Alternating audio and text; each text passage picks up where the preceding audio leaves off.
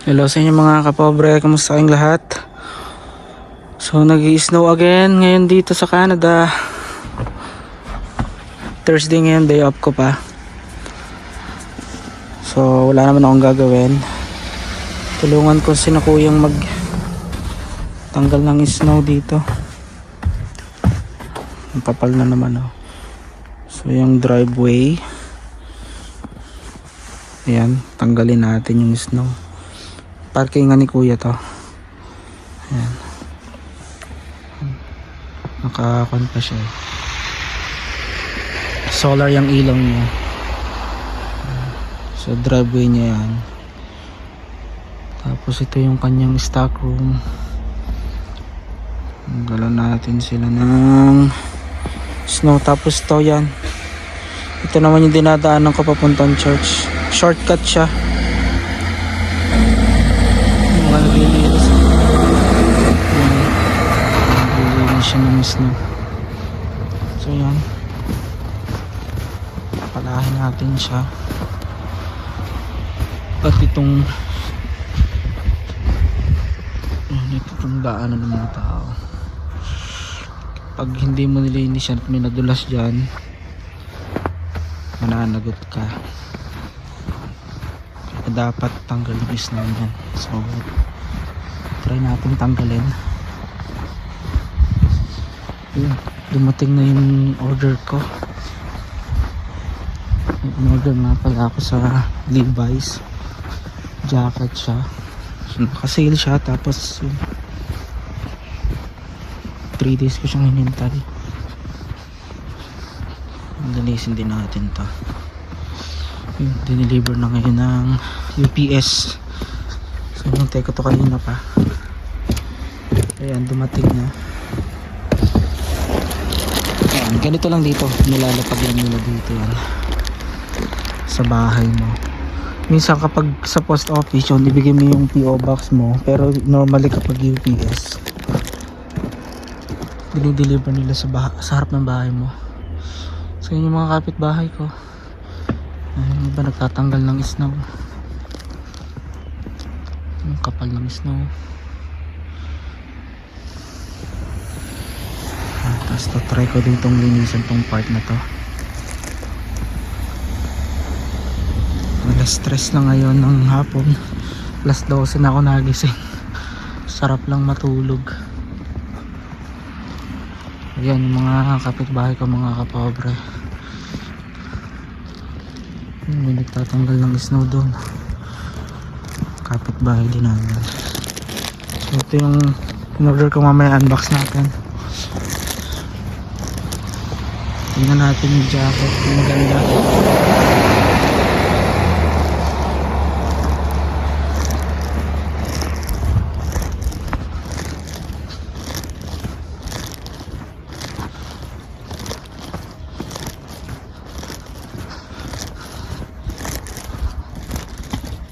Yan, pati ito tatanggalin natin sa may deck nila. Tuloy-tuloy na naman yung patak ng snow. It's my favorite season of the year, the winter. Nung last time na nag-post ako, grabe yung pati yung mga cable ng kuryente, puro snow flurries. Pero nga medyo ko na siya, nagtatanggalan na.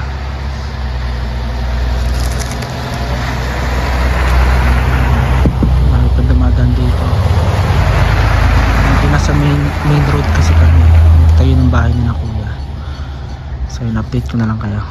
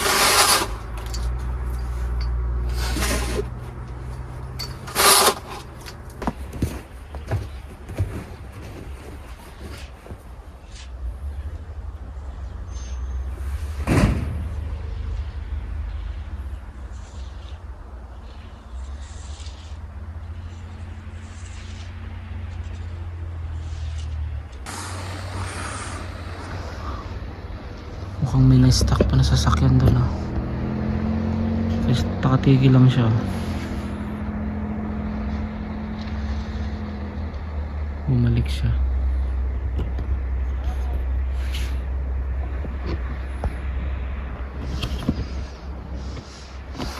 And natatapos ko ito na. Parang naging maze runner to.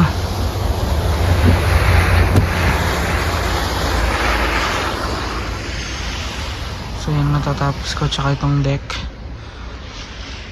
konti pa. Linis pa tayo mga kapobre.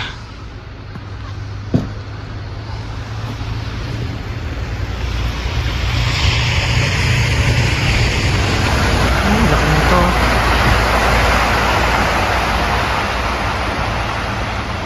Foam Building Center.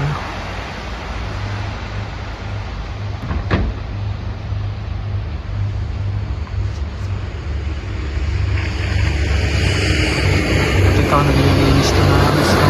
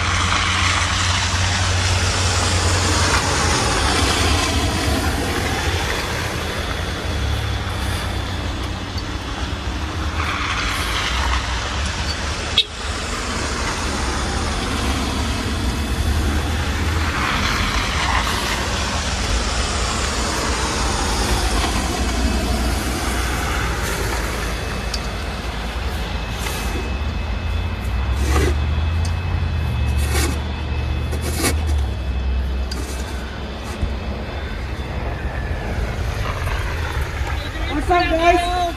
What are you doing? I'm enjoying. This place what? No. Enjoy how what's up? It's great.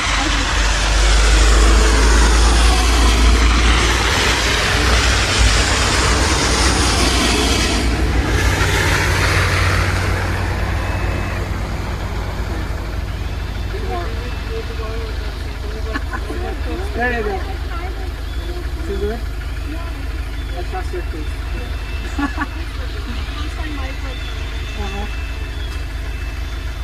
Nice car for this winter. Eh?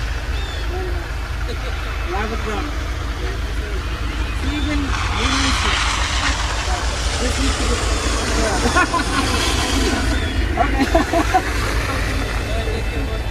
guys. Sige.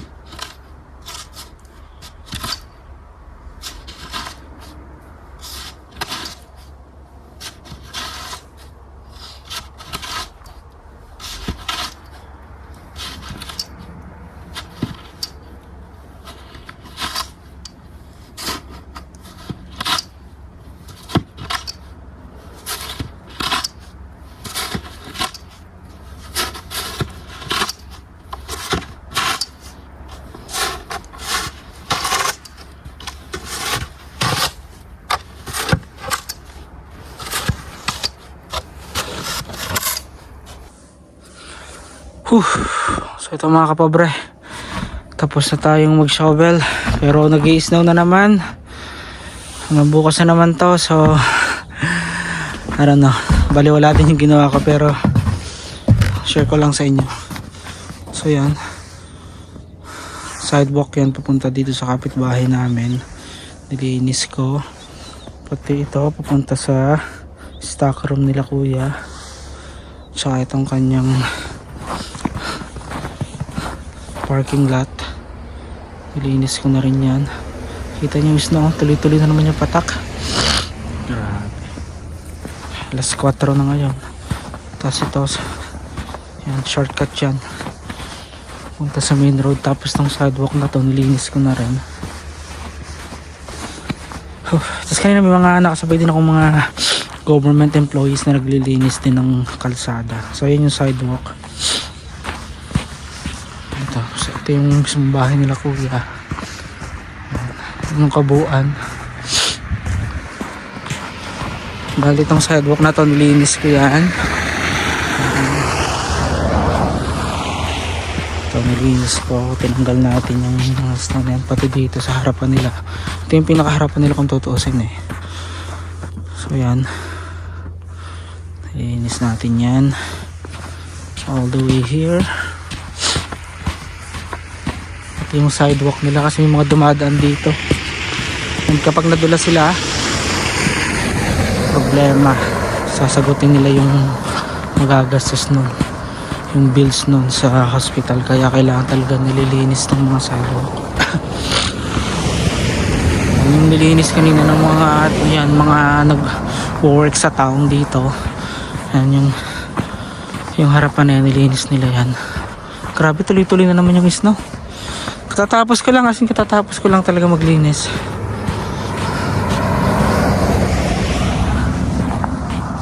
Si Brado, kakuan ko yan, kapitbahay ko.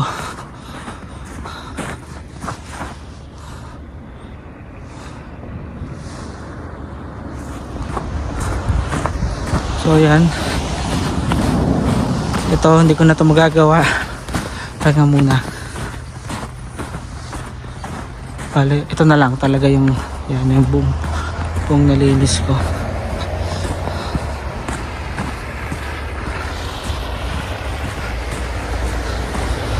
So magluluto muna ako, tapos unbox pa natin yung jacket na in-order ko sa Levi's. Pakita ko rin sa inyo.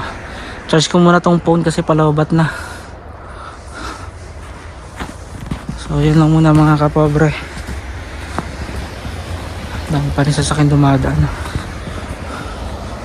Yan ang snow, tuloy-tuloy na naman ang patak. Oh my goodness, yan yung bubong oh, puno na snow. Tatanggalin din nila kuya yan.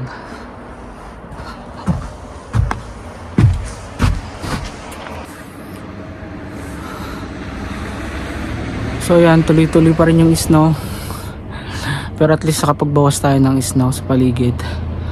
Yun nga lang, malamang bukas puno na naman yung harapan nila. Ganito dito kapag winter, pero gusto ko itong ginagawa ko. Sarap kayo magtanggal ng snow. O diba, o yun yung paligid ko, 360.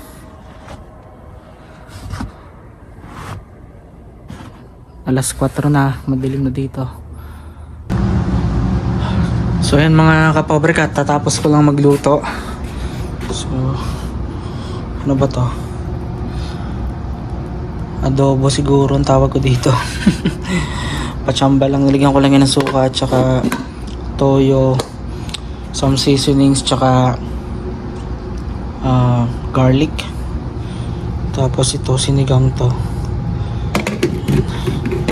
Nalobat kanina yung phone ko habang nagbablog ako, so chinarge ko muna siya. Tapos naglalaba rin ako.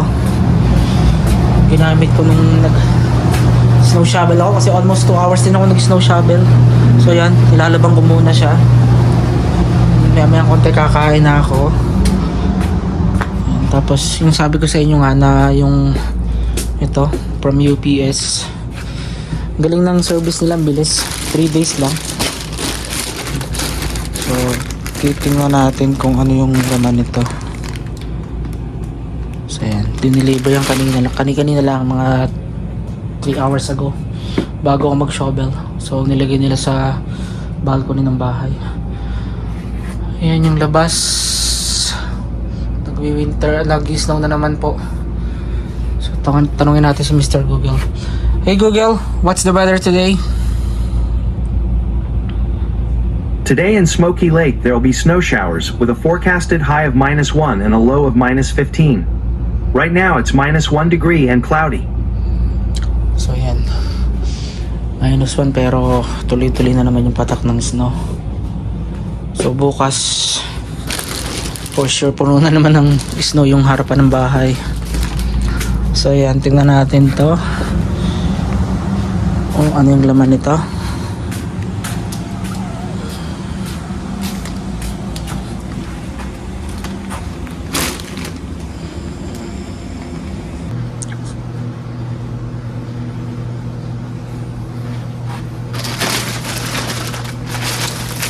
So yung mga kapobre,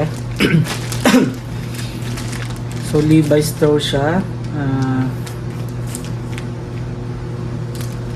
jacket siya pero hindi siya leather, pero tingnan natin kung yung quality niya is okay pa rin. Naka-sale siya, so nabili ko lang siya ng around $40 kasi may red tab points din ako na, so na lessen yung price niya. Tapos yun nga, nung nag-Black Friday, so almost 50% discount yung mga items nila, kaya ginrab ko na rin. Kung maalala nyo yung last vlog ko, sabi ko, nabanggit ko tong jacket na to.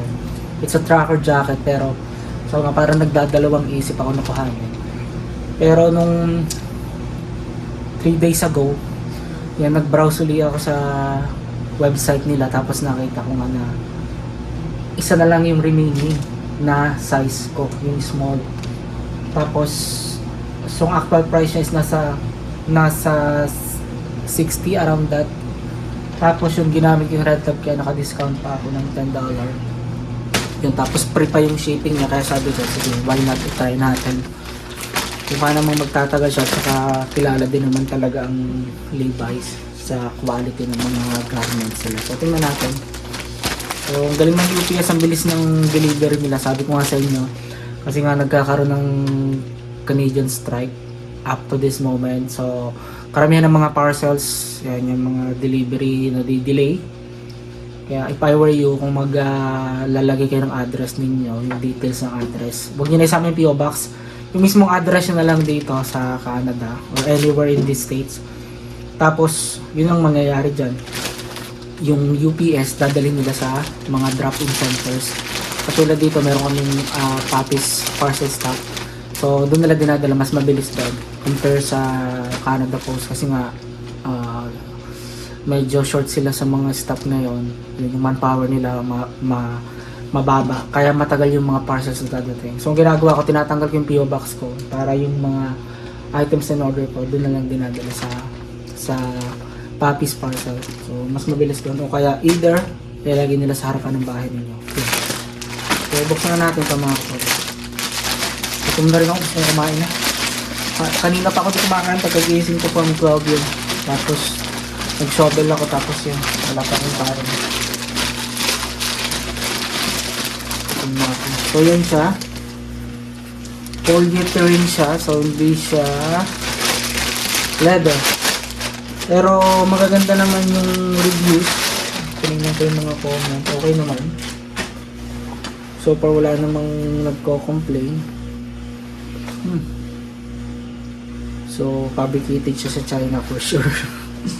Karamihan ng ita-order ko made in Cambodia. Yan. Pero ito, China siya. Not bad for the price of $40. So ito siya. Yan yung kanyang logo. Tapos yung detail niya dito. Yan. The zipper siya, and then may botones din siya. Tapos yung logo ng Levi's. Tapos meron din siya dito zipper, kwan siya, may packet siya. So dalawa. Parang pwedeng pang mga bike rider. Yan. Mga rakista. Not bad yung quality Tapos hindi siya amoy pulyot rin.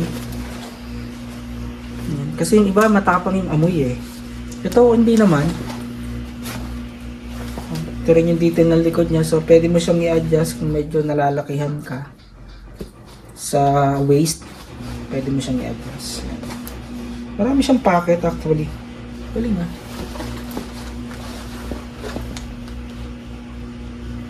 Not bad for the price. Yeah.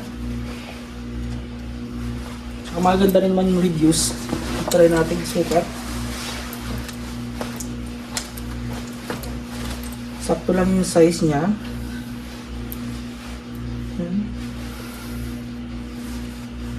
Yung length niya sa arm. I suppose hindi siya masyadong mahaba. Kung okay lang.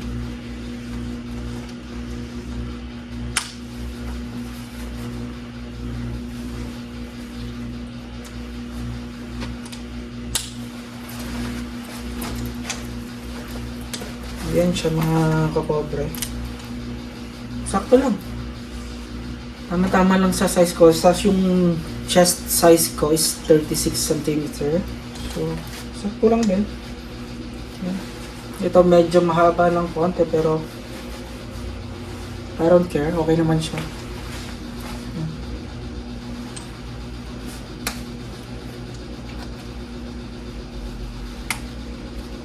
Adjustable din siya. Pwede mong sikipan o pwede mong luwagan. Okay naman yung size. For me, it's good.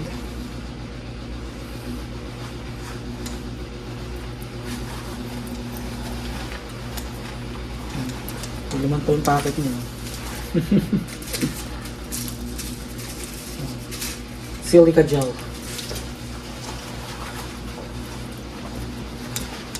For the price, not bad. And again, it's Levi's. So I ordered it directly from the company. Ganda rin ang zipper niya. Quality siya mga kabobra. Hindi siya pucho-pucho. Try natin yung zipper. So ganyan siya kapag naka-zipper. Siya naka. Kaya nakaganyan.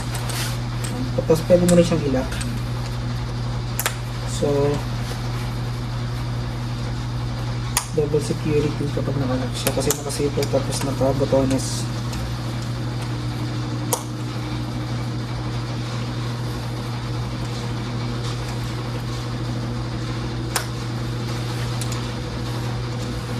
I like it. Yeah. Di siya mabigat. Comfortable siyang suotin.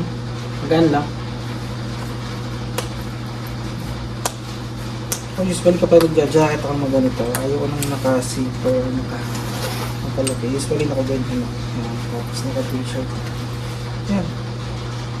So, yan mga kapobra. Ito yung in-order natin. From Levi's.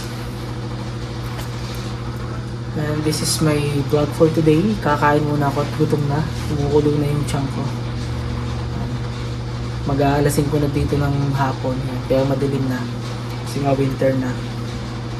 Update ko na lang kayo sa mga susunod ko pang vlogs. And thank you for keep on supporting my channel. Keep on watching, subscribing, liking. And thank you rin sa mga nagko-comment.